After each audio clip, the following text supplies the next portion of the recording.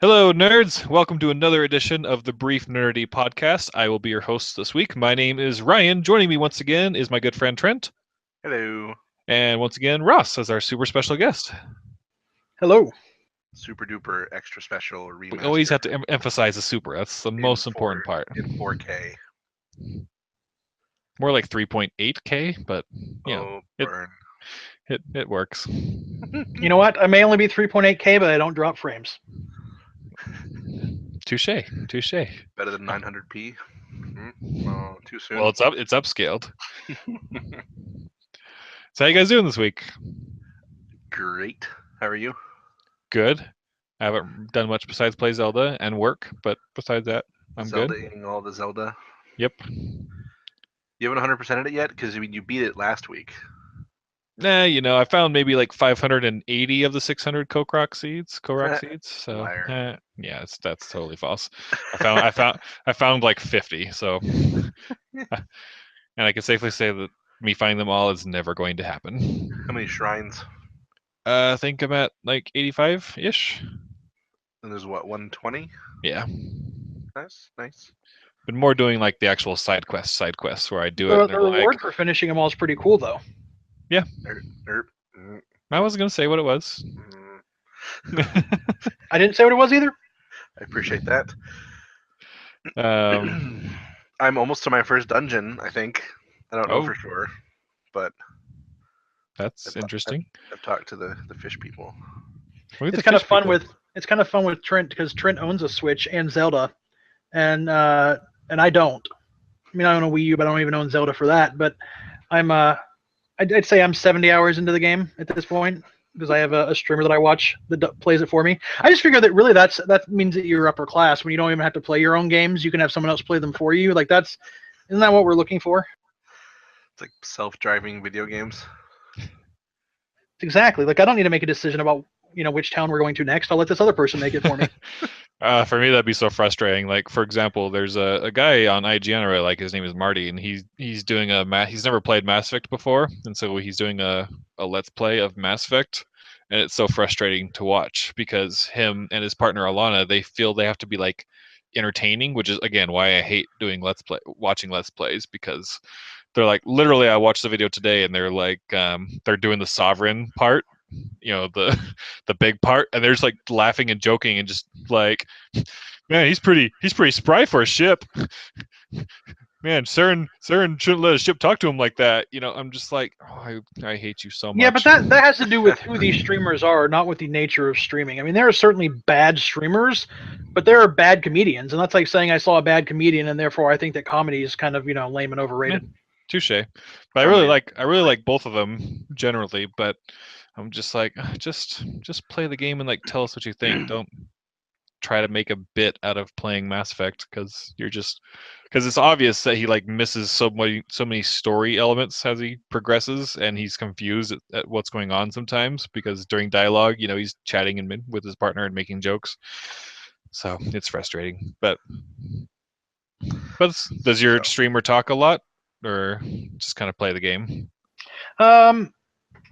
I mean, he'll kind of comment on what's going on, but he's not trying to be entertaining. I mean, I think he is entertaining, but it's like he'll get smacked by the guy with the club, and he'll be like, "Ow, that really was uncalled for." Like he kind of talks to the game, and I mean, he has a lot of viewer engagement. The streamer I really like on Twitch, his name is Grand Pooh Bear, Poo with no H Bear.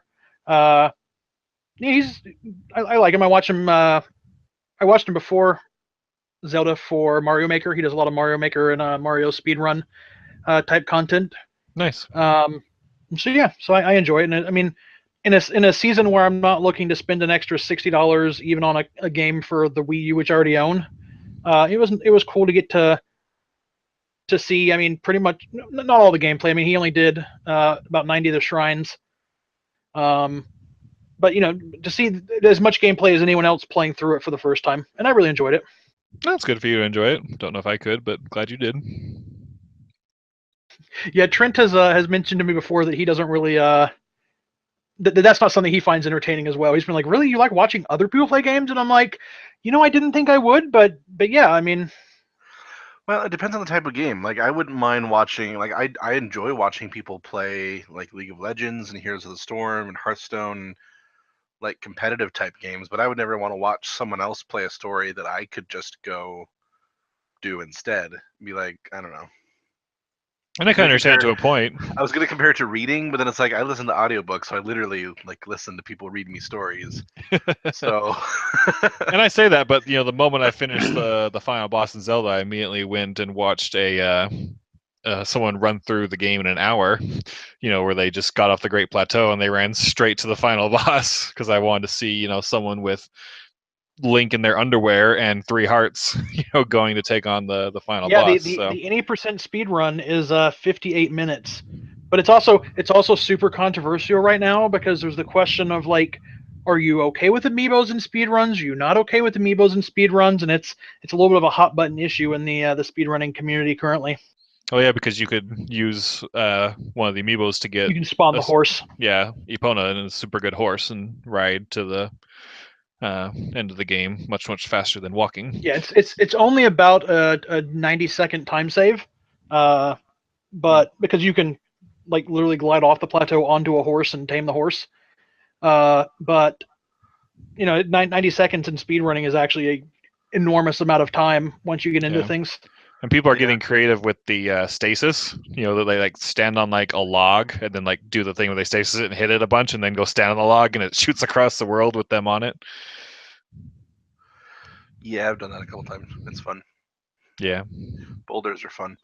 I feel a little bit like a second-class Nintendo citizen sometimes when I hear about like all these cool stuff that the amiibos give people, and I don't have any, and so I'm like I mean, you can buy them on eBay for large sums of money. It's like I wanted Epona and the Wolf Link and whatever else. So depending on how you feel about it, you can buy like a $25 device that you plug into a USB card, or you plug into a USB slot, and you can load up amiibos on it and set the active one. Depending on your thoughts on that. I'm assuming that that's not sanctioned by Nintendo. That is correct. Right. So I mean, well spotted. Seems like pirating to me, which I'm not a huge fan of. But yeah, I can see your understanding. I take time to scan all mine every day, and it's gotten me a ton of fun rewards. There are people out there that like will scan them, and if they don't get the thing they want out of it, they'll like reset it, because there's some really cool like old rare stuff you can get out of it, like weapons from previous Zelda games and whatnot. And I can't think of anything more boring than sitting there and soft resetting your game to try an amiibo again. Yeah. My favorite thing I've gotten is Wind Waker Link's cap. See, and the armor's the best, because like the weapons, like you get the weapon and it's good for like 100 hits. Yeah, it breaks like any other weapon. Like, oh great, that super awesome. You can get it and put it in your house.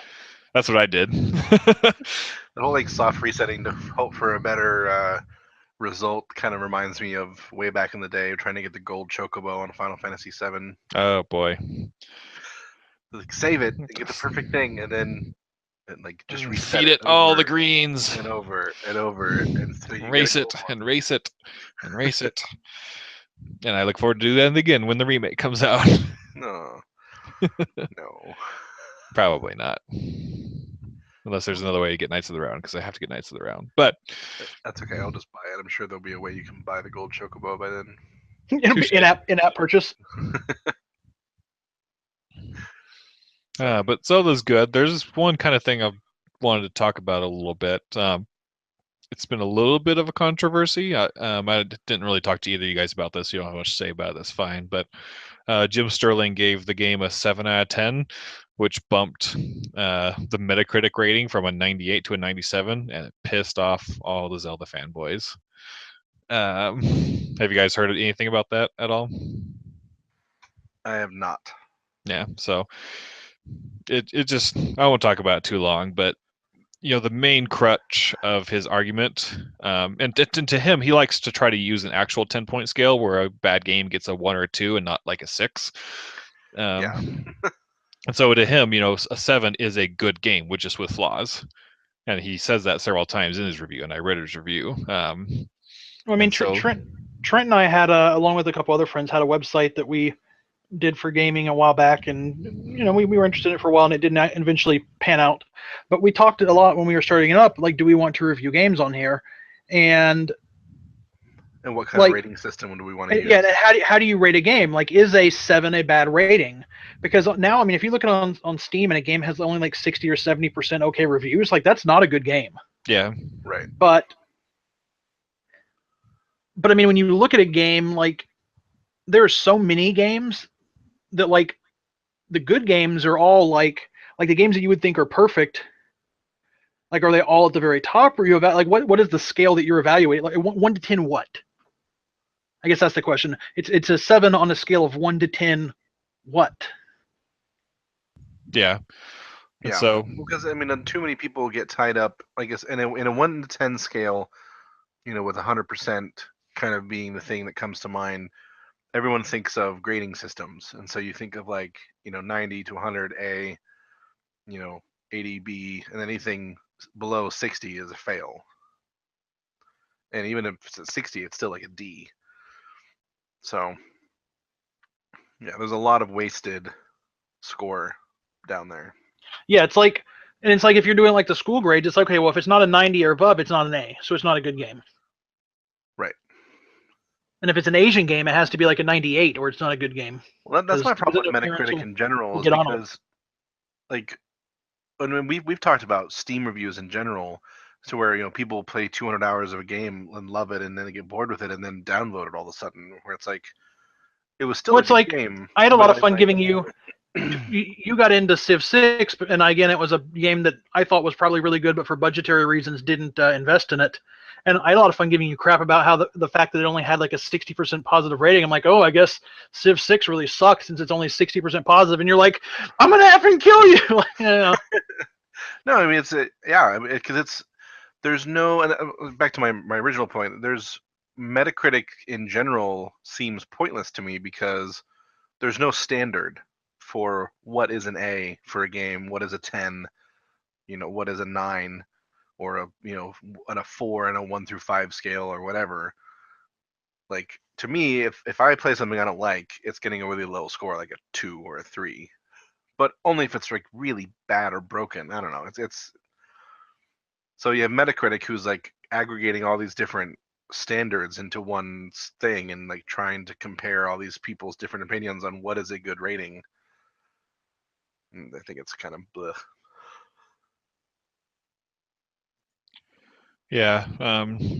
So one of the big things I took from his review, and it's something I agree with him completely on, that I am definitely in the minority for, so I might get some flack from our 2 listeners who listen to this, but I mean, TJ will come for you. Yep.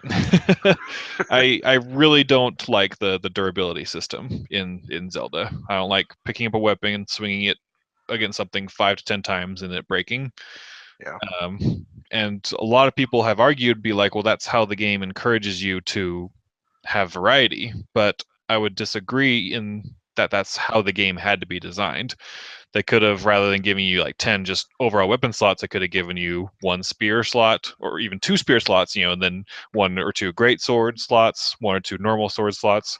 And then as you progress through the game, you find one, and like, do I, exchange the sword that I've been using that had, 20 attack for a 22 attack in one, but this 21 has fire magic on it, but this 31, is just better damage, so he would still be able to exchange weapons and do stuff like that. But he nailed it on the head to when, like, you open up a chest and it's like, oh, another sword. It's just it's just gonna break. You don't have like any attachment to it. Whenever here's you one open thing up, about that that's kind of funny from a side note, is that if you open up a chest in a shrine, and so it has another sword in it, and so you don't take the sword, you just leave it in the chest, the shrine won't mark as complete on your map. Oh, really? Yep. But yeah, but like I kind of agree with him on that, to where I hate the feeling to where, when you opened a chest and you got something in a previous Zelda game, it was a big deal, whether it was a bow or just a new sword or a new item of some kind. And that is something that's completely lost in the new Zelda game. It's just everything is disposable. And so when you find something, it's never special. Unless it's a green rupee. Yeah. And that's the thing. He said, like, he was so ecstatic one time to find a a silver rupee, 100 rupee thing at the end of a shrine once. He was like, "Oh, this is amazing! I actually like got some rupees, so I could spend something on something tangible that I could keep for the rest of the game." You know, and it had a few other complaints in there, like the rain, not being able to climb and things like that. But Yeah.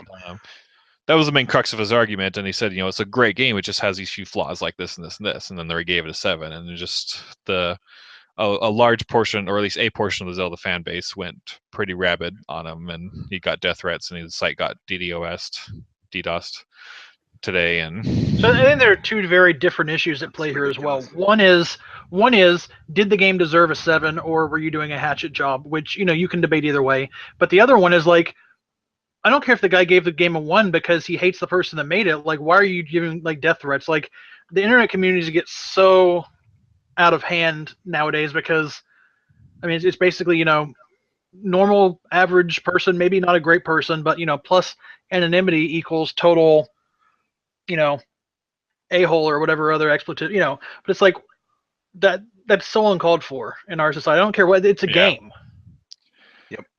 And someone made another good comment just on the whole situation, in that I guess when Skyward Sword came out, GameSpot gave it like a 7 out of 10, which at the time, you know, Skyward Sword was getting 10 out of 10s everywhere. And I think Skyward Sword is probably the worst console Zelda game ever made. And even I believed it at the time. Like, I think I told TJ last week or so that Skyward Sword has been the only Zelda game where I got like maybe 70-80% through until and then I was like, I don't want to play this game anymore. I don't like it. But I just powered on through to the end. And so even back then, I didn't think Skyward Sword was a great game, but it was getting 10 out of 10s across the board. And then this one GameSpot guy gave it a 7 and got death threats and the whole works. And then now we look back on Skyward Sword, and most people agreed that it was a very mediocre or less than of a Zelda game.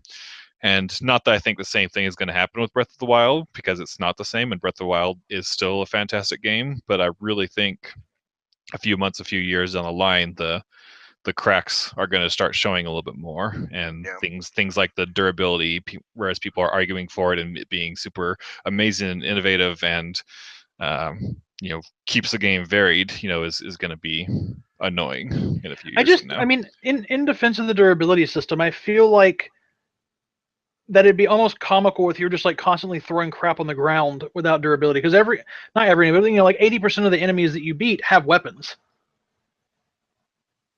Like, so I mean, I feel like that they'd have to either that already happened. Like, I feel like there's too much loot. You go kill a moblin camp, and you're not picking up every moblin spear after a while. Like, you know, like I pretty much never do where I am at my game. Right. And so like there's already way too many items. It's like Skyrim, you know, like you're gonna find 100 crap swords. You're gonna sell them or throw them on the ground because you can't move with all of them. Yeah, how many of us when we started Skyrim would like go into like someone's house and like pick up everything that wasn't nailed down? I don't know if there's a boss that needs a broom to beat it, but if there is, I'm gonna have 3 of them just in case. Well, that's why I loved Fallout 4 actually, because I was such a hoarder that I would go and literally, like, for me, clearing out an area was, I would take literally everything out of that, and I would go and visit it like 3 or 4 times. It's like I'm taking the fan, I'm taking the broom, I'm taking like the pool cue. Well, but that's different because you can break all that stuff down for useful components. Exactly, and in Fallout it was great because you could, you know, turn that stuff into, you know, turrets and buildings and cool stuff. But yeah, I don't know. I am kind of mixed on the durability thing. I think that, like, it doesn't seem to me like the really cool sword I got out of the dungeon lasts any longer than the rusty one I found in the ruins, and that seems a little weird to me. And I wish there was a way to repair them. Like, if you find a weapon you really like, let me upgrade it and repair it because it looks cool. Yeah. You know, like, I don't want to use some of these weapons mainly because, like, I don't like they look really cool and I don't want to get rid of them. He even said it in the review that it creates a Square Enix item sort of paradox, you know, like kind of like what you said with the 3 brooms. Like, you get like a really good healing item, one of those healing items in Final Fantasy that fully revives, fully heals, and removes all status elements from your party, and you keep it, and you're like, ooh, this is awesome. I'm going to save this for when I need it, and then you never ever do. And so that's what happens with some of the swords and other things in the game, too. And so, well, I mean, I think the other problem, though, is that just swords in general in Zelda, you kind of know that you're working towards a specific one. Right. Like you know that none of these swords are the ones you want to use later, right? Well, Trent hasn't gotten to that point yet, so I won't give my either praises or complaints about that situation. But yeah. So someday. No, but just in general, the fact that there is a sword that is perhaps, master of all others, detracts from the value of these weapons. Well, maybe that sword isn't as great as you think for some reason. Well, and the funny thing is that in this combat system, sometimes the normal length swords, so there's a size joke in here, but they're not as good as the longer ones because you can hit enemies before they have a chance of hitting you if you have your timing right. I use the spears and the claymores preferentially because I die less. One thing that I think would be a lot of fun, you should give it a shot, Trent, as you're playing through still, is like keep like one or especially after you're able to upgrade your weapon slots a little bit, keep like 1 or 2 slots that basically are like disposable weapons, and then just at opportune times just throw them at people. Well, I throw the red ones like when they're about to break at people, and they usually break when you throw them. And they do double damage then too. Yeah. But I don't want to spend much time on Zelda. We spent all of last week on Zelda, so we're going to move on to the next game, of course, which is Mass Effect. Not going to spend too much time on it anyways, because I'm sure the next 1 or 2 podcasts are going to be almost exclusively Mass Effect. So if you don't like Mass Effect, you can probably take next week off. and the week after that. Yeah. And maybe yeah, for those who don't know, the EA Access or Origin Access trial begins on the 16th, which is 3 days from now. Which I just bought tonight, so I'm very excited. Yep, so each of us are going to get to play about 10 hours early before the next podcast, at which point, will be the night that Mass Effect releases officially. So next week we'll probably talk about all of our first 10-hour impressions, the first few hours of the story, and then a few hours of multiplayer here and there. And then very, very exciting. Let's just go around and say what you're most excited for. Let's start with you, Ross. Totally effable aliens. Did you get the Cards Against Humanity pack? No, I didn't. Softcore. Softcore spaceborne. I honestly like as far as the gameplay and everything, like I'm sure it'll be amazing, but like I'm just excited for the story. I love Mass Effect. I love that universe. I love the races in it. I love just like so much about it. Like I like just the plot. Like these are, I know the Asari. I know the Krogan. Like these are my people. Like I need to know what happens to them and make sure they're okay. Yeah, gotcha. How about you, Trent? I'm excited for the customization options in the single player. I have literally no idea still. I mean, I've looked over all the different powers and the things that we know about them anyway. And I have like 8 different character ideas, and I want to try all of them. And so I'm really excited to be able to switch them around and try different things and level up different powers and try different combinations of different squad mates and how they combine. There seems like so much like playability just in that core mechanic beyond the amazing story that I know is going to be there and the side quests and everything else that makes me really excited. Nice. Mine would pretty much be the exact same as Ross's, but I'll go ahead and expand upon that and say, the multiplayer. So totally effable aliens? Oh, no, the story thing. I loved Mass Effect 3's multiplayer, but unfortunately you all were on PC while I was still on Xbox 360 at the time. And everyone who I knew on Xbox 360, they stopped playing within the first month. And so I continued on for several months afterwards by myself, just with randoms. We actually got back into it this week, and we were looking, and a number of us have like 300 to 400 hours put into the multiplayer for Mass Effect 3. So that's insane, and I'm excited to do that again with you guys, because I played for several months, but I didn't play through the entirety of all the DLC releases. And so we're excited to have you. I was always sad when the Division kind of fizzled out, because that was our game that we kind of did together, and like I was super into the Division for like 12 days, and I was like, I think I'm over this. I know. I want to go back to it at some point just to try the game modes we didn't play, but But not right now because Zelda and Mass Effect. Yeah, And probably not for the rest of the year. I'm gonna be busy for quite a few months. Yep. So Ryan, let me ask you a quick question about Mass Effect before we move on. Okay. I was talking to Trent this past week, and just kind of one of our conversations, and I said that like I really hope that at some point in the future we get a Mass Effect game where either you have the option for which race you play, or that the protagonist race is not humans. Because my thought was that generally, like the main character continually saves everything, because that's how games always are. And then on top of that, like if the main character is always a human, it's always, the main character, the humans saving everyone else. And so I thought it'd be really neat to kind of have an opportunity to play a game where the main character, maybe not as sorry, because then you get the problem that, like, oh, how do you have like guys and female, to give two character options, but like Krogans or Turians, like, would you be interested in a future game seeing one that's not led by humans? Yes and no. That the concept is exactly what you said. It intrigues me. Playing as a different species. The problem though I see is just the problem that BioWare is experiencing is that if they have to spread that out to different races, they have to make the story either very generic to fit any race. And then it also makes the sequel to the game or the master game after that basically have little or nothing to do with what happened there. I mean, think of Dragon Age. How often do they reference the Warden from the first Dragon Age game in Dragon Age 2 and Inquisition, and is his or her race even ever mentioned or anything like that? My thought, so they could do it either where it's a single race, or they could do it where like you have the same, everyone has the same, because like your party in this game is 7 people, it's you and 6 other people, but you could play any of those 7 people and you're all still there, you're all heroes, but the one that you specifically take command of could be one out of that party, and then like the human option fills in as an extra, like squad mate. Yeah, I mean, I could definitely see that. Again, I just kind of look at it from a developer standpoint, to where, like I said, they have to either create a very generic storyline that fits all races for some reason, or they have to create 6 different storylines or 6 different versions of a storyline, which ultimately takes development time from just creating a focused narrative, which at any point I would always choose a focused narrative over the ability to choose from different races. I just feel like if you had to play through it, even without classes really being a thing, you're still probably going to have to play through it 2 or 3 times to get access to all the, like, to build the character the way you want, for each playthrough kind of thing.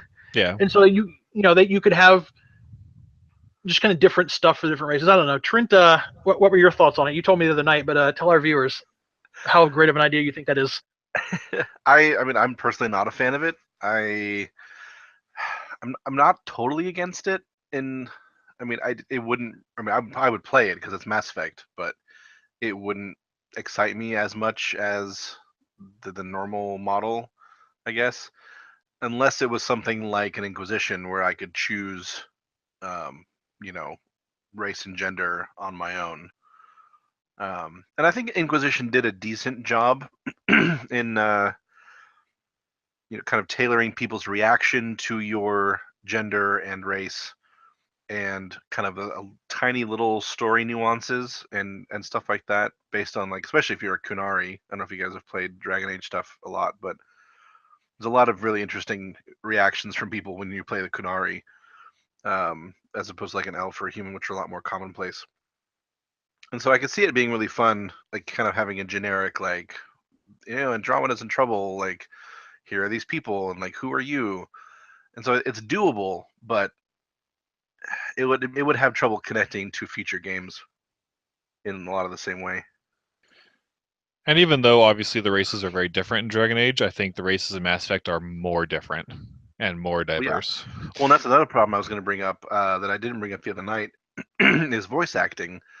Because Inquisition kind of got away with using just 2 different male voices and 2 different female voices for the 8 options that you can be, I believe. And that was a little bit weird, hearing kind of like the posh English male voice come out of the, like, burly dwarf. But that was an option. Whereas in Mass Effect, I it'd be hard to get a voice that could represent all these different races. Sure, I didn't even think about that. Because Krogans and Turians and Asari all have a very distinct and unique sound. Even like a Asari and a female human wouldn't really necessarily sound the same as far as a Right. voice actress goes. Or at least it would feel weird to have. I mean, just imagine Jennifer Hale's female shepherd is in a Asari. It wouldn't fit because humans and Asari just are so different. Yeah. So I'm not saying it'd be impossible to pull off well, but it goes back to the whole like, stories are escapism. Like the whole point of these stories is to experience something that you could never experience as a boring human being on Earth. Like being a Krogan.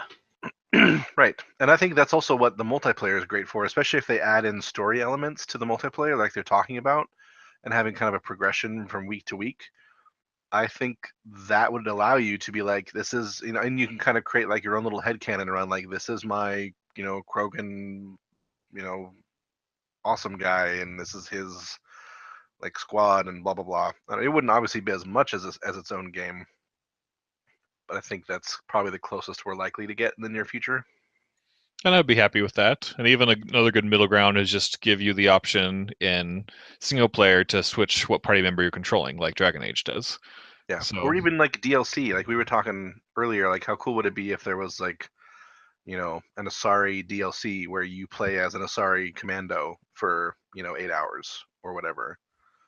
Like, be totally down for that. I think that'd be super cool. I'm all about the Asari. You would be. The affable aliens you're talking about? You know what? Liara is my one true love. Like I seriously don't know who I'm gonna romance in this game. I like probably the Asari doctor. But surprisingly enough, I've never had interest in romancing one. There's just something about him that seems lacking, huh? Yeah. Liara is too boring. You shut your horrible mouth. Oh, I guess I should feel sadness now. You know what? She is a complex individual, especially in the third game, and you leave her alone. It's like those aliens that like tell their they have the totally monotone voice, like the Hanar. Deep sadness. Oh no, welcome to Elcor. Yeah, I love those guys. Yeah, they always kind of reminded me of the HK droid. That would be like, obnoxious retort. You are a stupid meatbag. I want an Elgor companion. Mass Effect make this happen. Well, unfortunately, I don't know if Elcor are going to be with us in Andromeda. That's sad. Don't know if any Elcor, Hanar, or I meant squad mate, but I mean, hey, why not? I might be open to. I think that we will see a wide swath of races. Could you imagine Could you imagine an Elgor romance? Flirtatious. Hey, baby, how are you tonight? Titillated couplet. Seductively, she had reach, but I had flexibility. Yes, this has to happen immediately. I'll call BioWare. Well, you're on tweet first. Yeah, just tweet it at the at Mike. Touche. You and Mike are Twitter buddies now, so just slide into his DMs. All right, well, let's go ahead and move off of the Mass Effect topic, since we have as much as I would love to talk about Mass Effect for the whole podcast, right? But it's going to be for the next few weeks. So, well, let's go ahead and move on to some other bit of news. So, a week or so old now, but we thought it'd be a good discussion topic. But Trent, why don't you take us off with the SpaceX stuff? So last week, sometime about 10 days ago, excuse me, SpaceX announced that it's going to, by 2018, have a trip around the moon vacation package that you can buy. So and when we say that you can buy, we mean other people can buy, because you probably can't buy it. Well, yeah, you meaning if you have buco bucks. So it'd be two people, and you get into it, like you blast off from the Earth and circle the moon, and come back, and like you pay to do that. And I think that's kind of crazy, but kind of exciting at the same time. Like, I think the privatization of space exploration is probably, and this is weird because I don't like the privatization of a lot of things that government has normally taken advantage of, but I think it's providing a lot of exciting avenues for space technology asteroid mining, space tourism. So I guess the first question that I would put to the both of you: if you had the money, would you want to go on a trip around the moon? Yes. Yeah. I didn't want to be rude and interrupt you like Ross, but I want to immediately give my answer of I have yes, no problem absolutely. being rude. So yeah, I would absolutely. I mean, even if it's like a big risk of, space is not as safe as driving or flying. Actually, space travel by miles traveled is the safest form of transportation. Well, sure, but I mean, space inherently has longer distances to travel. But yeah, I definitely would. Even since I was a little kid and I knew what commercial flights were, I knew I wanted to take a commercial flight to the moon as soon as I could, and as soon as I could afford it. Nice. So. No, I would totally be down for that. A while back when was it Mars Direct? What was the name of the Mars group that was going to Mars? The one that's currently still planning on it? Yeah. Crap, I knew this. I talked about it with someone just the other week because it's another Elon Musk project. You can think about it while I'm telling my story. Anyways, they had, but there's a name for it. It's like Mars something or another. They asked for people to sign up who would be willing to take a one-way trip to Mars. That would be interested in going as colonists and stuff, and they wanted people from all walks of life and different experiences and skill sets and ages, and like my wife and I actually really talked about applying for it. Like I would, given the chance to move to Mars, I think I would do it. Yeah, but the internet would be so slow, if even available. You'd have dial-up again. Be like, oh, even worse. Earth is out of range. How long does it take for light to travel between Earth and Mars? I mean, a few minutes, I would imagine. Well, and there'd be points where it's like 36. It's like 36 minutes, man. Have you not seen The Martian? For light to travel, or just communication in general? Radio waves move at the speed of light. So it depends on the distance, how close they are to each other. First, that's true. It changes over time. But no, I mean you could still communicate at a good rate. There would just be delay. Like you could still get a good download speed. It would just start 30 minutes after you click download. Yeah, but then you can't play Mass Effect Andromeda multiplayer anymore. I can, and with all the people on Mars. But he gets to do the Mars mission. But it can't authenticate with EA servers. He gets to be the Mars. He gets to play the Mars mission from Mass Effect 3. True. So it's called the Interplanetary Transport System, or ITS. Didn't they have a cooler name for it? I can't find it. Okay. The name of their rockets and stuff are cool, like the Falcon 7. They should really work on branding. The Merlin rockets, stuff like that. I mean, those are all cool. The Raptor engine. They all sound neat. So it'd be something I'd probably consider doing later in life, I guess. Like when I'm in my 60s or 70s, more of a retiring age. Then they wouldn't want you. No offense. Yeah, they probably wouldn't. It just depends on. I mean, they wouldn't want me now, so I couldn't say they want me now. But like, if I was an engineer or someone of value who still uses brain, not really physically, do stuff, And by the time I'm in my 60s or 70s, hopefully there's more of a colonization effort.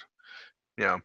So are you guys like excited by the idea of privatization of space travel and space exploration, like, asteroid mining?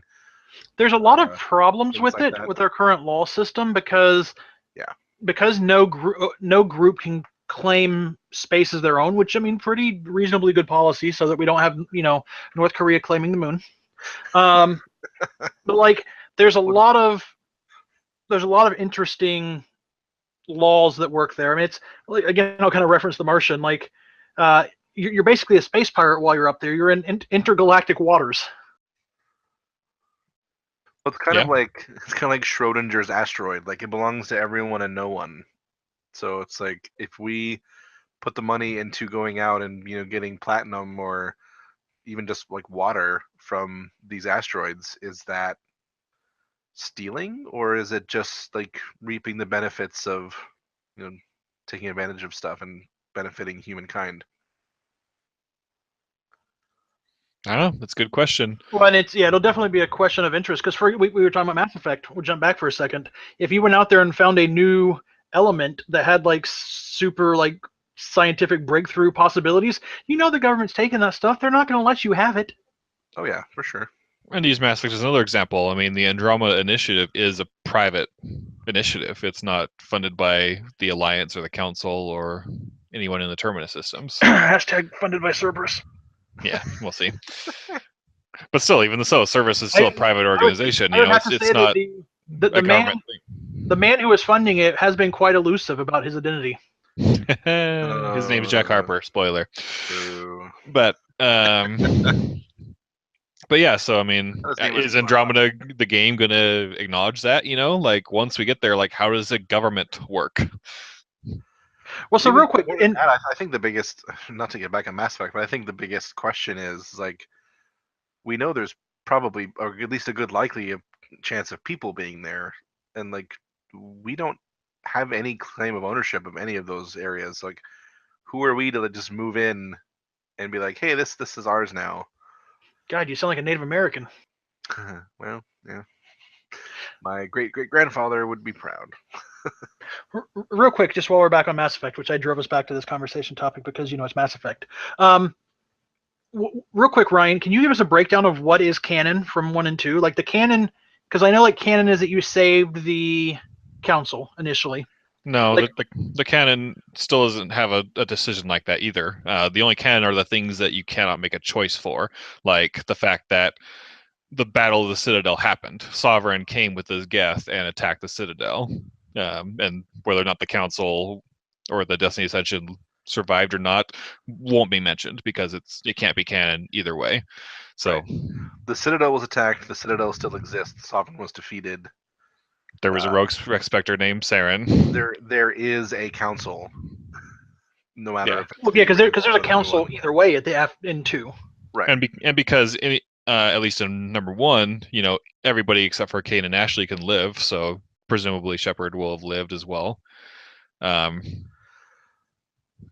2, whether Shepard lived or died, they might just go canon and say he lived. For that. The existence of the third game kind of mandates that he survives that. Yeah, arguably though, someone's canon story could end at the end of 2. Yeah, but theoretically. Like Tali's story did. Oh. But so like when you're reading, the person in the pipes wasn't. I didn't do their loyalty mission, but they were the one that was. It's just. Grr. Because there's like 4 books and a few dozen comics, and they all reference events from the games, but they have to be extremely vague that they don't reference whether Shepard's a male or female, whether he or she is Paragon or Renegade, whether the Council is alive or not, and so on and so forth, because they want every single book and every single comic to fit within everybody's canon, no matter what. So the only things that they've essentially made canon are, Udina became the counselor in Mass Effect 3, whether or not you picked him in 1 or 2, 1 or not, I guess I would say. I think there was one more, but I forget what it was right off the top of my head. So let me right the wrong, and I will move us off of Mass Effect, as much as it pains me to do so. But with a segue, that so we were talking earlier about Origin access, EA access as a way to get the early trial, and that's a model that seems to be pushed a lot by Origin, by the Origin platform, by EA as the company. Where you pay a monthly subscription fee and you get access to a back catalog of games. And then it's sometimes billed as the Netflix for games type of model, as opposed to Steam, where it's more like you're buying, even though you're not really buying, you're licensing. But putting that aside, what do you guys think of kind of subscription models where you pay a monthly fee, you get a game, you get access to a lot of games, but then when you're done paying for them, they're no longer yours. You were basically renting them, because Xbox has announced that they're basically rolling out a program like that. And there's kind of some pros and cons to it from my thought, but I wanted to hear what you guys thought. Then I'd give you my take on it. For me, I think it's great to have it there as an option, because I think I know a lot of people who subscribe to EA Access and who would love to subscribe to this Xbox One as well, just because, they may be, I don't want to call anyone a casual or a hardcore gamer, because I don't really like either of those terms, but they more casually just play like a handful of games that come out, and so they miss a lot of games that do come out. And for example, I have a couple people in my office who are playing the Mass Effect trilogy for the first time. I have 2 people I know who I've said who are just started on Mass Effect 1, and the only reason they could play it is because it's a free game on EA Access, and so they're playing it through right now. And otherwise, I don't know if they would have gone out and paid 30 or more bucks at this point for the Mass Effect trilogy or anything like that. But because they're already subscribed to EA Access and we're doing stuff there, I was like, hey, Mass Effect's on EA Access, give that a shot. And they're like, okay, and then they started it, and so they might become Mass Effect fans by the end of it. But speaking for me personally, I usually play more recent games, and if I do play an older game like Shadow of the Colossus last year, I mean, you could buy the Shadow of the Colossus HD collection for like $10 now, and so I'd rather just pay that $10 and own the game rather than pay a monthly subscription for a bunch of games that I probably won't play. And I just know that from experience, because as soon as EA Access first started, I bought a year of it for the $30 just because I wanted to support that being a thing. And I literally don't think I played something the entire year. I downloaded a bunch of games just to have them, be like, oh sweet, these are all in my library now, but I never played a single one of them. So yeah, I like the idea. I like that it's an option for people, but I probably won't take advantage of it unless it had like new games or exclusive games you couldn't get anywhere else. The end. That was a very good in-depth coverage of the topic. I subscribe to Netflix. I subscribe to a number of subscription model services for video entertainment, CBS All Access, Hulu, things of that nature. I like them for video. I've never used one until tonight for video games. Whether I'll do it for anything other than Mass Effect, probably not right away. For me, the problem is like when you binge a TV show, it's usually, well, depending on how many seasons it is, it can be quicker than like the average game. Like I enjoy games that I can put 200 to 300 hours into, like Civilization, RimWorld, stuff like that. And so it's hard for me to envision a system where I'd be wanting to play a different game every week or every month, all the time. I mean, I do occasionally play those games, but it's harder for me to envision that as something that I would use often. And I think I'm with Ryan, as I like it as an option, but I still want to be able to just straight up buy the game from its vendor when it's available. And I'm also pretty petty. I like looking at my physical library and admiring it, and I like looking at my long list of Steam games and Origin games and admiring them. You even like looking at your digital library. You took a picture that I was actually really jealous, because I own Mass Effect 1 and 2 on Steam, and then 3 and Andromeda now on Origin. But you had that screenshot where it was like 1, 2, 3 Andromeda all in one like line, and I was like, oh, I'm super jelly. Dude, yeah, okay. I'm gonna have 2, 3 Andromeda on Origin here soon, but I don't have one. Pro tip for both of you. Seriously, you could do it right after the podcast. Go onto Steam and then get the key. I think you have to start downloading the game, and then you could right click it and like get the product key. You just enter that product key on Origin and you get Mass Effect 1 on Origin. And Mass Effect 2, I think, is still on the house for Origin, or did it switch at the end of February? I'm not sure. I think it still is. But yeah, but I even did that for 2. It doesn't work, but if you just message EA and just be like, hey, I have this key for Steam for Mass Effect. Could I get a copy of it on Origin? And they'll give you another key to get a copy of it on Origin. I did that before it was free, just so I could have them all on Origin, because Origin has the nice cloud saves, Yes. Yeah, and personally, I would love to see some kind of meta digital library thing where you can show off your digital library of everything you own and where it lives. Mm-hmm. Preferably also like some sort of like meta launcher, but that'll probably never happen. It's actually out there currently. You can do that with Kodi, which is the renamed version of XBMC. You can do launchers, and you can pull the box art for them and have them launch with the correct terminal line to launch from all the different platforms. You just have to set it up. That's pretty cool. That I'm interested in, because I think it's really cool. Like it's like Ryan was saying, I love the idea, and like I still buy physical books for the same purpose. Like I love the idea of having bookshelves in my house that show off all the books that I like. Even though I don't read the physical version, I read either the audio or the digital versions. You read the audio version? I do. It's still reading, just you listen to the reading instead of saying it out loud in your head or in your head words. But no, like part of the cool like collective part of it is being able to show off. And like if you have friends on Steam, you can see their library and all that stuff, but it's not really the same. So my thought about the systems that they're coming out with, especially for the Xbox One, is that it has a lot of problems. First off, is that the games that they put in the free library aren't going to be permanent. They're going to be like they will rotate out and new games will rotate in. So I think that's a terrible idea because, okay, so I have this thing and I find a game that I want to start playing and I get into it and I'm 15 hours into maybe 40 hours of gameplay and oh no, it's rotated out. The second big problem I have with it would be that there's too many competing offers. Like EA is not going to let them put their games in their library, I would imagine, because they already have a thing for it. And so now it's like you're getting even more fragmented and you have to subscribe to all these things and how much value do they offer. The only people I could see really getting a good deal out of it are, and I don't mind using the term, are casual gamers who don't buy games when they come out. Because if you're buying for example, with the Origin Access one, like if I owned Battlefield and Battlefront and like all 2 or 3 of these other big games from it, Mirror Edge, Catalyst, there's very, very little value from subscribing to it for the archive games because by the time they get put in there, you've played them all. I mean, if you are a gamer who doesn't, if you are a low-end PC gamer to where you want to play games that are 2, 3, 4 years old so that you can, do it on a low-end PC and always kind of, you're playing the new games just like 4 years after they come out, so you're on like the super budget plan. Like I think it's a great thing there. But still, I think that rotating out is a bad idea.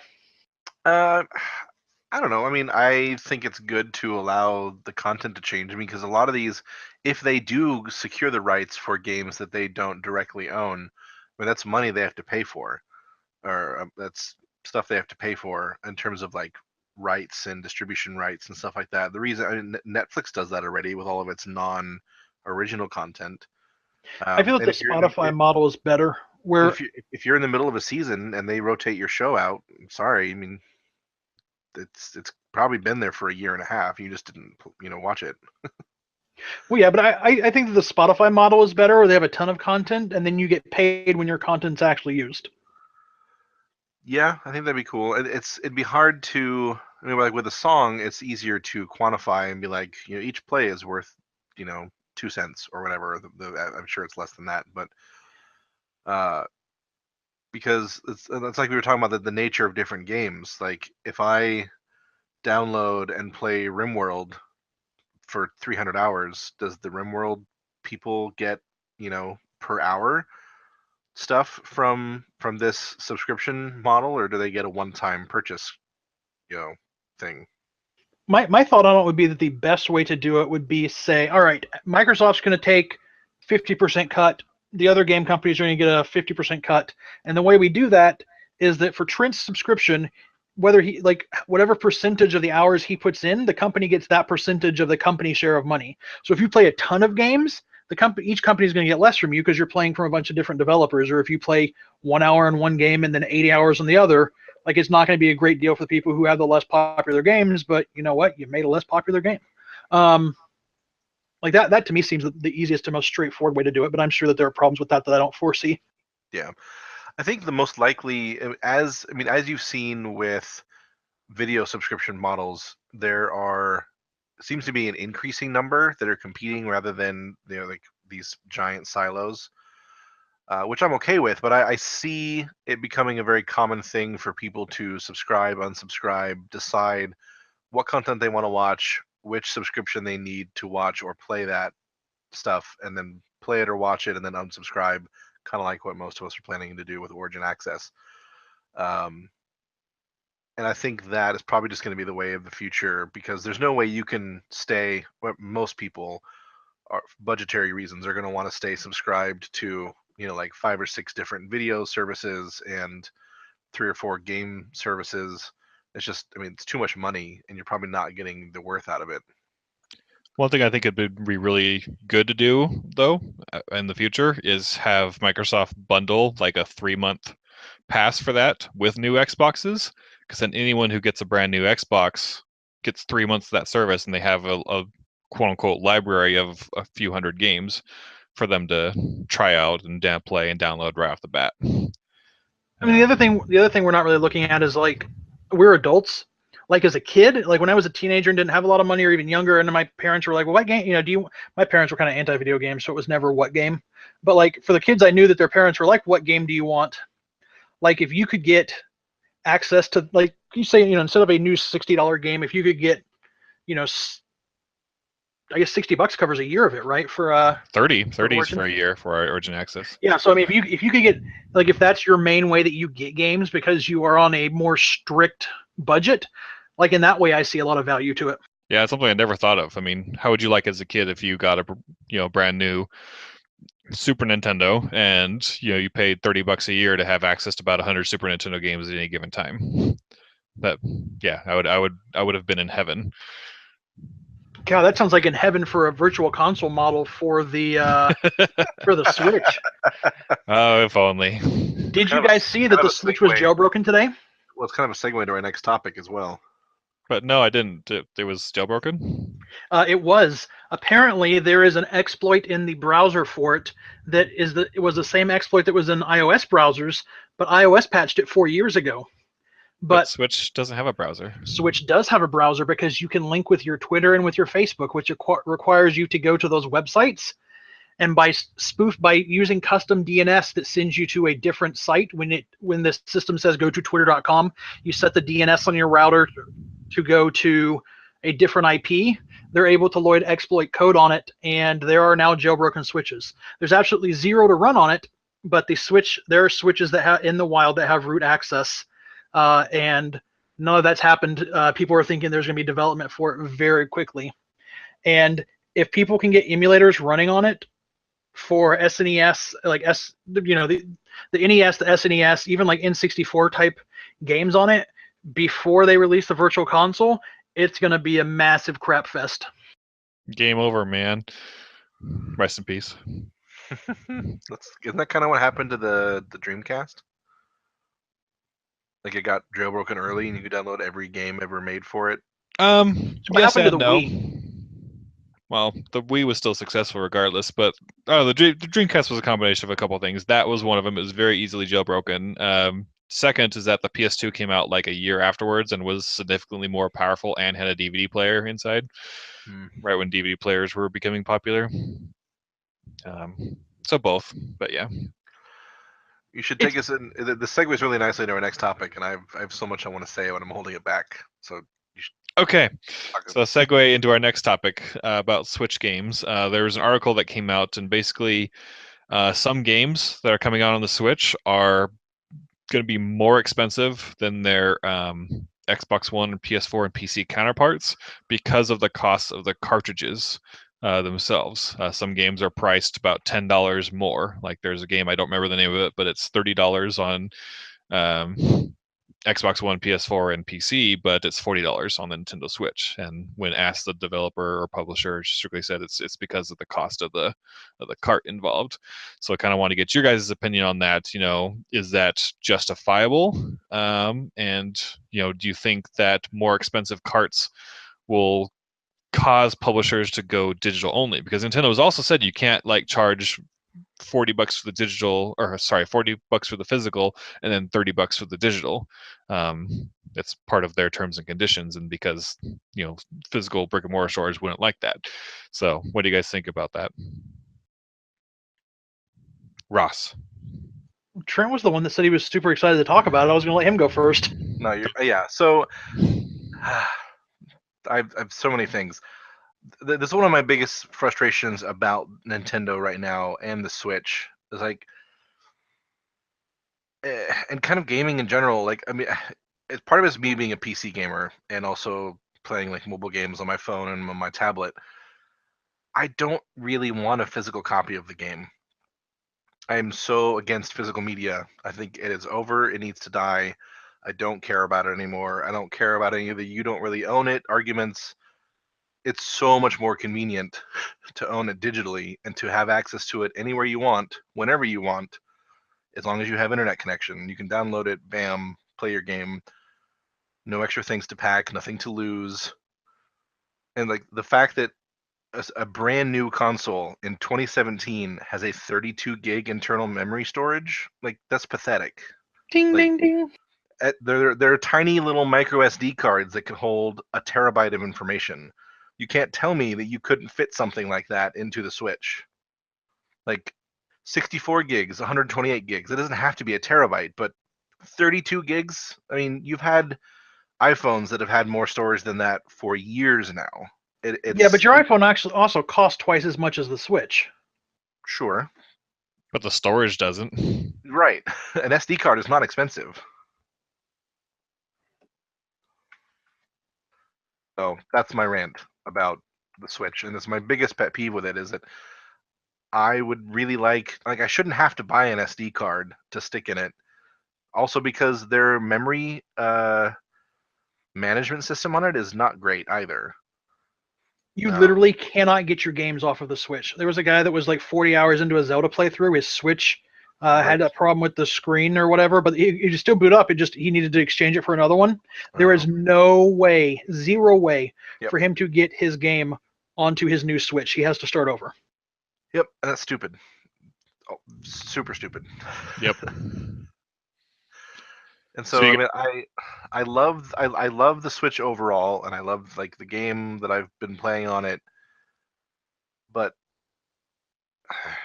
why did sorry, so many things. I don't want to sound like too negative because I don't like negativity in the community, but it's like Nintendo's been just like twiddling their thumbs for 15 years. I mean, like, oh, maybe we should make a console that people want to buy, but let's not upgrade any of our hardware standards.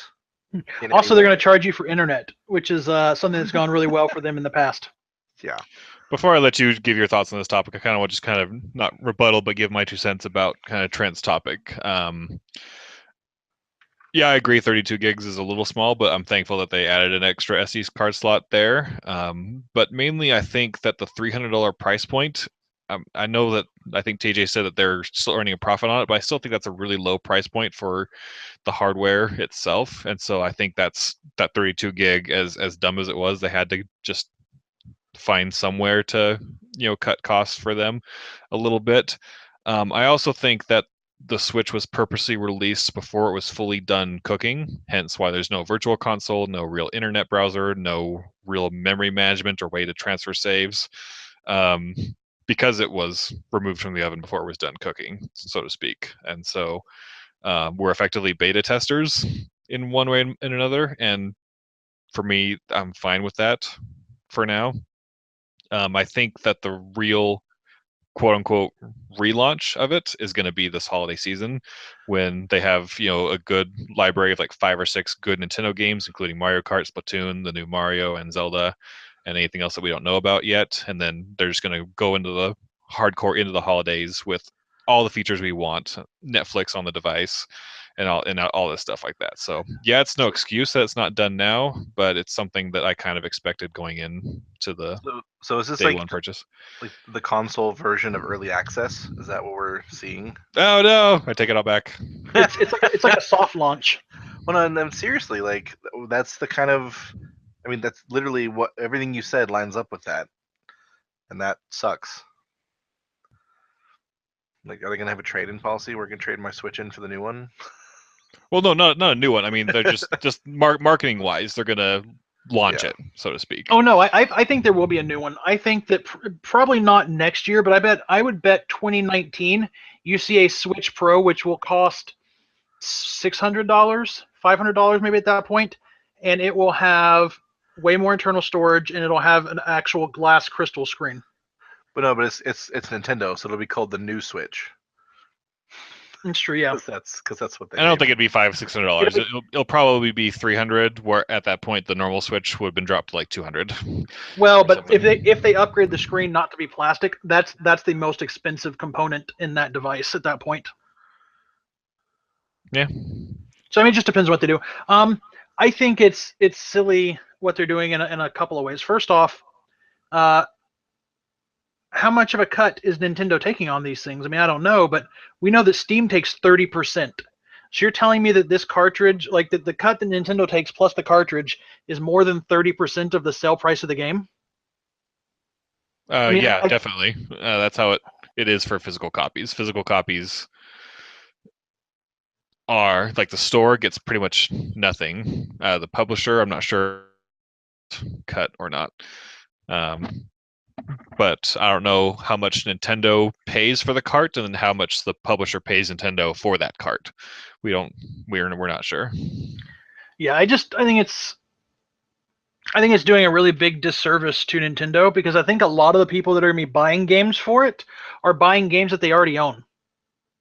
Like, there are people that own Skyrim and are buying Skyrim for the Switch. There are people that own The Binding of Isaac and are buying it for the Switch. There are people that own... 8. Sorry? Mario Kart 8. Well, but that one at least is going to be a little bit improved. Yeah. Like, there's actually some changes to that at least. Yeah. But I mean, there are people that own Stardew Valley that are buying it for the Switch for the portable factor. And at some point, it's like, not only are you asking me to rebuy games I already have that you didn't even make, but you're asking me to pay a premium for them, which is dumb. I mean, if the developers are saying that's what they have to do to make a profit, then you can't blame the developers, because the other option is not bringing their game to that console, which is a situation where no one wins. But it's like, I don't know if it's because they're a Japanese company and they just have Japan has a different culture, but it's like they're not making good decisions. Like, I want them to succeed. I think that Zelda, having not even played the game, simply watched someone else play it, I think it's probably in my top 3 list for best games of all times.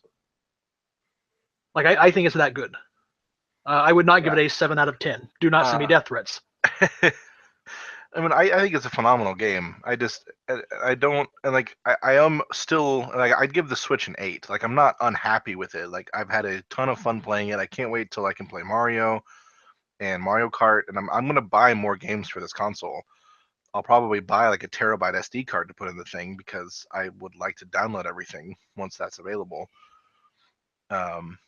But it's like, I would rather have waited a little bit longer or paid another $100 to have better internal memory, the digital console, 1080p, like just some basic standard stuff that allows me, because like, it's like Nintendo doesn't care about any of the criticisms that it's the redheaded stepchild of console gaming. Well, I think that they know they're not going to win on things like resolution, so they try to do it like in other areas. Like, and I think that you can understand that you're not going to be pushing 4K content, but still want to make sure that your game that runs at 900p doesn't drop effing frames. Yeah. Well, it's like, how much did the Rumble HD and the Joy-Cons cost them? Like, there was nothing anyone was asking for, and it can't be cheap technology because it's brand new. No, it's super cutting edge. Even though I did see a very touching article about a woman and her blind husband that are able to play games together, because they can play the ones where you like use the Rumble HD to like do that stuff, and it was actually really sweet. Well, I'm not saying it's bad technology or that no one's going to take great advantage of it.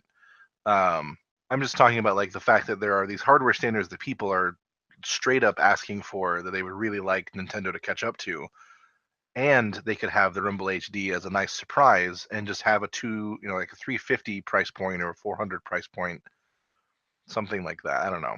Maybe I just don't know enough about how much it costs to make this, or if they're even making a profit on the console itself. They are actually making a profit on the console, but it's not a lot. I've read. Well, and a lot of console makers don't make a profit. I'm pretty sure the Xbox One makes, like, I'm pretty sure most like of the main console stuff, the profit is in the games and the subscription services, like Xbox Live and PSN. I do want to point out one thing, and I've harped on this because I think it's stupid, but we are in some ways reaping what we've sown, we being the gaming community, with the way that the SD cards work in there, that you can't transfer them out, and that they have to be formatted by the system memory before you can use them. Because I feel pretty certain, I've seen some other people speculating the same stuff, that it is a direct response to their previous consoles being so easy to pirate on.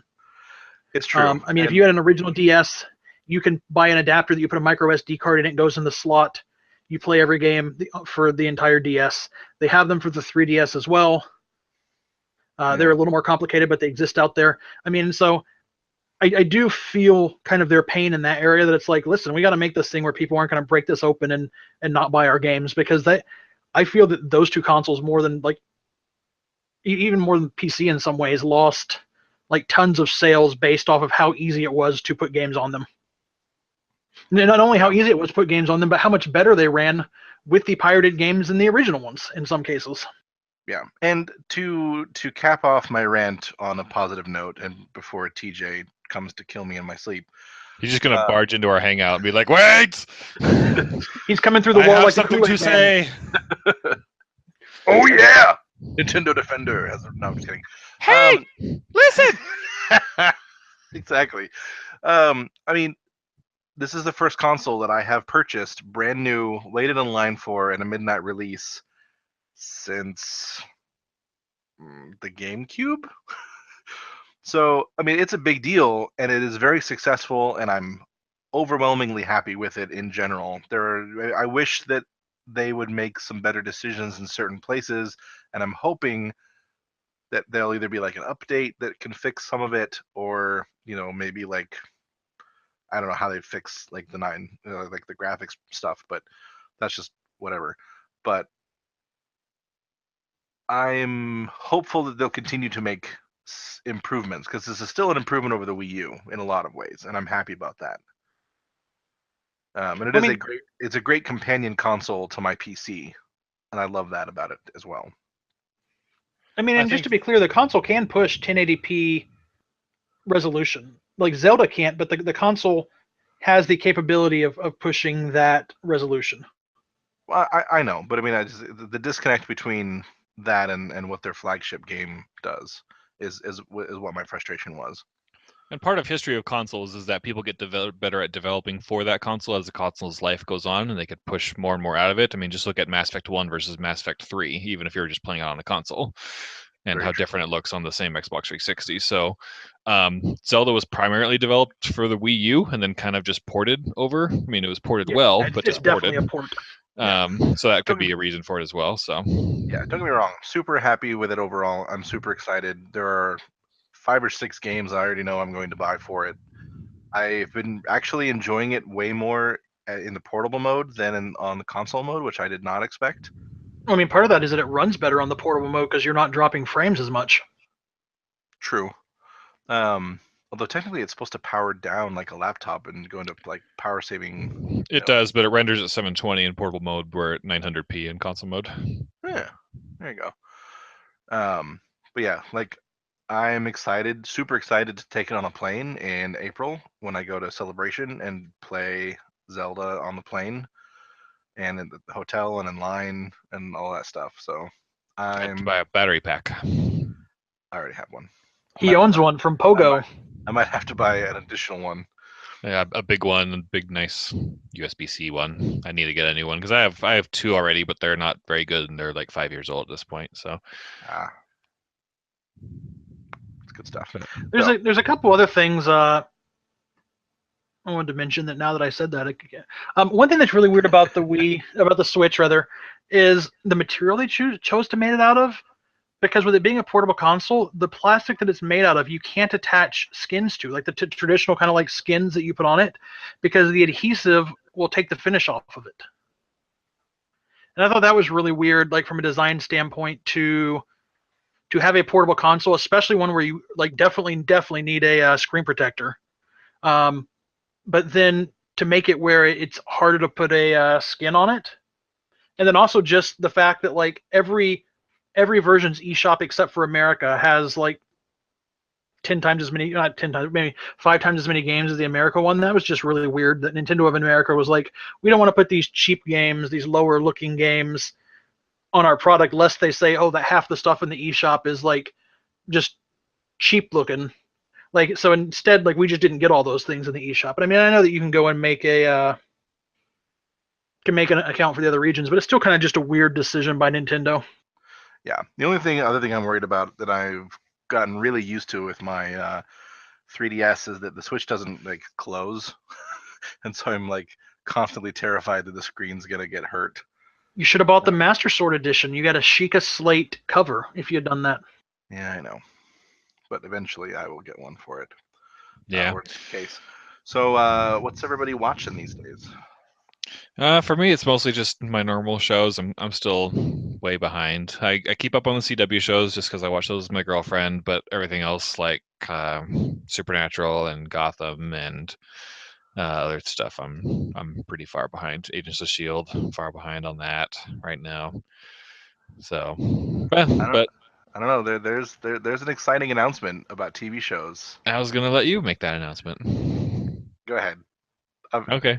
It makes me happy that you're saying it. I am officially watching this season of Survivor with Trent. Woo! I thought you were going to say that he'd gotten you to watch the Gilmore Girls. No. By the way, that'll never happen. I'm halfway through season 6, so I only have a season and a half left. So the end is near. But yeah, so we started. There's only the one episode so far, but we enjoyed it. Trent knows all the people on there, where I only know one, maybe two, and so. But I've been able to give him detailed background on everyone. I was really surprised by the second tribal council. I didn't think it was going to go that way. I totally called both of them, right, Trent? You did, and I was frustrated because Ryan breaks the way that I watch these shows. He broke it originally, and so that's like the double-edged sword of making him watch the show with me. That's how my wife feels when we watch Sherlock. I was super worried the whole time because the person that they were heavily telegraphing is like one of my favorite players of all time, and I was like, no. Who's your favorite player? What do we care about Survivor spoilers? It's been almost a week. In reality TV, you kind of have to stay on top of. Yeah, I could say go for it.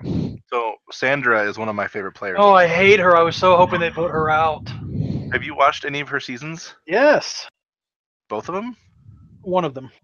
Which one? Pearl Islands or Heroes Villains? The first one, the first time she played. And you don't like her? See, I'm much more of a Russell Hantz kind of Survivor player.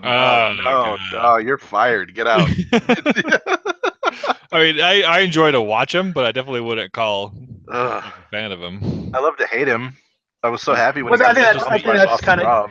I like watching him play. Like the way he plays the game is like an art. Like he may be a total douche nozzle in real life, and that's fine. And I don't endorse him as a person, but like, man, he plays the game. No one grinds it out like he does.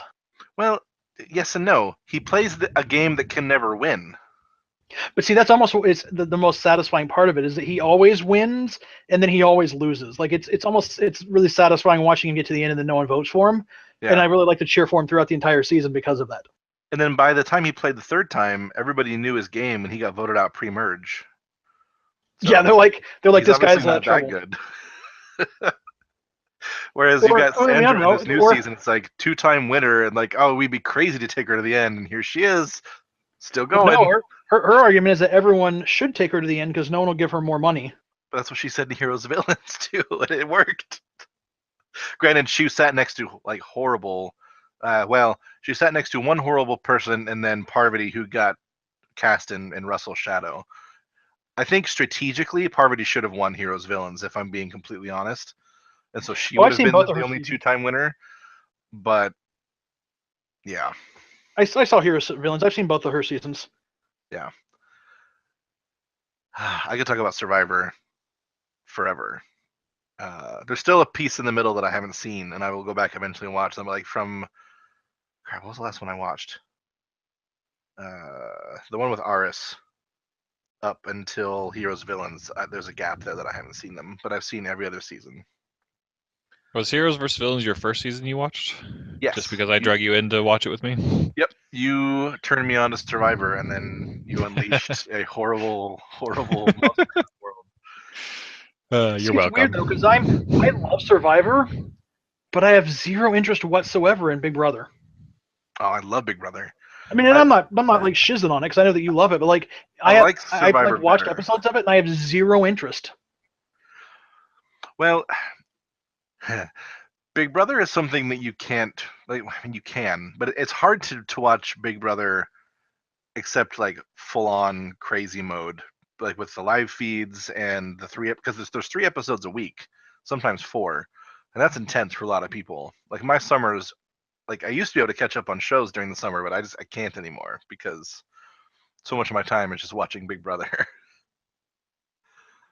So, but yeah, I love Survivor's probably my number one. Big Brother is probably number two. I like The Amazing Race, although I think it needs help. And then my guilty pleasure reality show is the Challenge on MTV. The only thing I know about Big Brother is that once I watched a Survivor parody, and the immunity challenge in the parody was to watch Big Brother without falling asleep. The last person who is still awake while watching Big Brother wins immunity. That's funny. See, I prefer my reality food to generally come from the Cooking Network. The thing that I like about Big Brother as opposed to Survivor is that you cannot go on an immunity run in Big Brother, because whoever wins head of household is ineligible to play the following week. So if you're not a good strategist and you make too many enemies, you're going to go home unless you can win the power of veto and they don't backdoor you. Which is I understood those words, but not what they meant.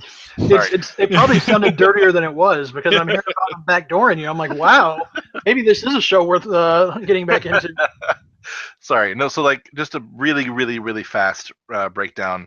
There's a head of household competition. The winner becomes head of household. They nominate two people. The two people plus the head of household plus other random people play in a power of veto competition. If someone wins and takes someone down off the block, the head of household has to place a new person on the block. If your real target is the replacement, they never get a chance to compete to save themselves. But who are the new kids on the block? They're a great band. And so like they call that backdooring, because if you have a huge challenge threat and you want to get them out of the house, then you throw the veto competition, take someone down, put up your target, vote them out. They never have a chance. They're gone by. So, whereas in Survivor, if you're a big immunity challenge threat like a Mike Holloway or like the original season with Kelly Wigglesworth, you can, even if people want you out, if you keep winning, you're sorry, too bad, you make it to the end, and there's nothing they can do about it. I feel like that's kind of a good thing in some ways too, though, because otherwise, if you get down to where it's like, well, there's three of us and this one other person, and like we're all an alliance and we don't like her, so we'll vote her out and then figure it out afterwards. Like, I feel like there are some weeks you go into Survivor knowing exactly, like, if this team loses, this is who they're sending home. Yeah, absolutely. Like it gets planned out a little too far in advance, and I feel that the that's usually like mixes that up. That's usually like the 2 tribal councils per episodes when it get like it's like there's not a lot of drama here. Everybody knows who's going home. Let's foreshadow next week while we send all these people home in a row. But yeah, there's definitely pros and cons to both. I think Survivor is. That'd be a cool episode season of Survivor. Pros versus cons. You have like professionals on one team and like convicts on the other. They kind of had like a white collar, blue collar, no collar theme a few seasons ago. Was the no collar team all strippers? Because that'd be the best. I wouldn't be surprised if one of them was. But like they're all just like free spirits. Like people who don't really care about like what it's quote unquote supposed to happen. So like when a guy like supposedly owned like an ice cream van that he lived in and drove around California. You always have to wonder, like those people. I'm always concerned about them. Yes, I am also very concerned about him as well. What was I saying? Yeah, I think in terms of the format, Survivor is the stronger show in terms of strategy and game design. But I like. Well, I mean, plus it takes place on a gorgeous island. It's a little bit different. Yeah, see, I don't know if I could like. I think I have some strategic chops to play Survivor, but I don't know that I could actually live on the island. Whereas I could totally play Big Brother. Like, oh no, I have to be in a house. Whatever. I lived on an island for 2 years. My favorite season of Survivor was Survivor Philippines, because for those who don't know, I lived in the Philippines for 2 years. And so that was really cool because my parents finally, my dad at least, watches Survivor, finally understood what I was talking about when I told him that it was raining. And he's like, well, it rains here too. And I'm like, no, you don't know what I'm talking about. You have no effing idea. And he's like, it's rain. How bad can it be? And he actually came back and apologized. He's like, you know what? You were right. I had no clue what I was talking about. Nice. Yeah, I can imagine. And I've seen those episodes where it's just like torrential downpour for days. And it's crazy. Well, Ross, before we wrap up, did you have anything you wanted to talk about you're watching? I got 2 things I'd like to hype up. First off, the streamer that I was mentioning before that I watched on Twitch He's really cool. He's going to be at Californiathon this weekend. He does AGDQs. He ran Dram World at the last one. For the upcoming one, he submitted some Mario races for Mario Maker. It's Grand Pooh Bear, GrandPooBear. And the other big thing that I'm really excited for, I haven't started watching it yet because it actually premieres this Thursday, is Acquisitions Incorporated, the C Team.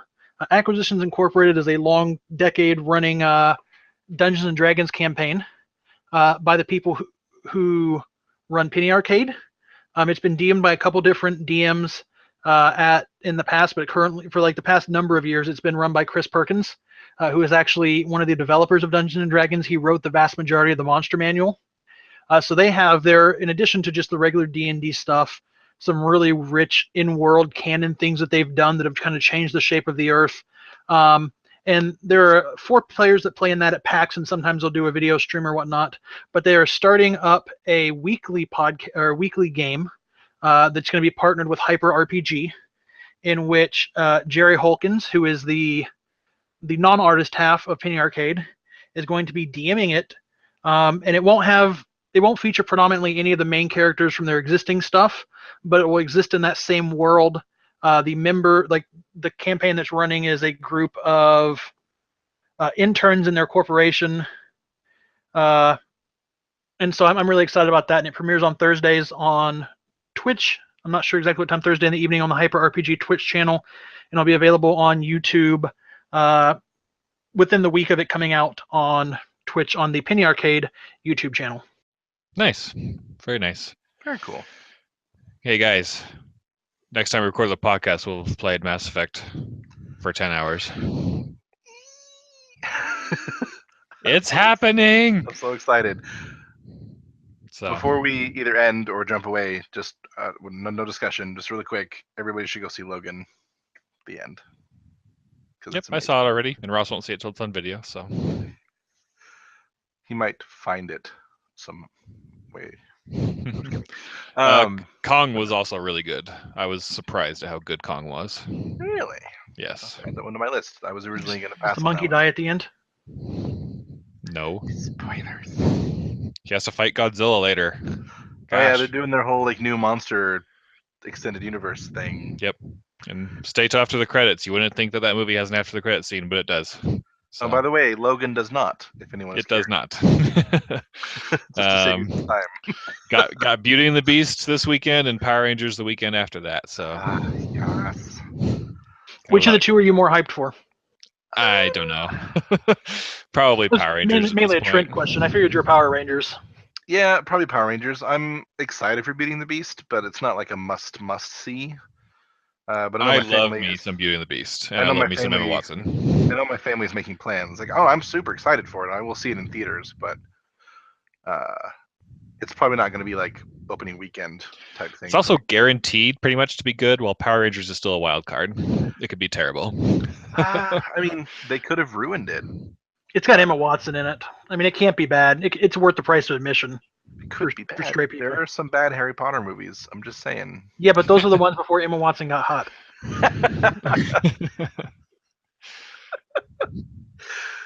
Touche. All right. I think on that note, we should probably wrap up. So, thank you everybody for listening. Be sure to stay tuned next week for our in-depth discussion of our first 10 hours of Mass Effect. Be sure to reach out to us on social media. No one ever does.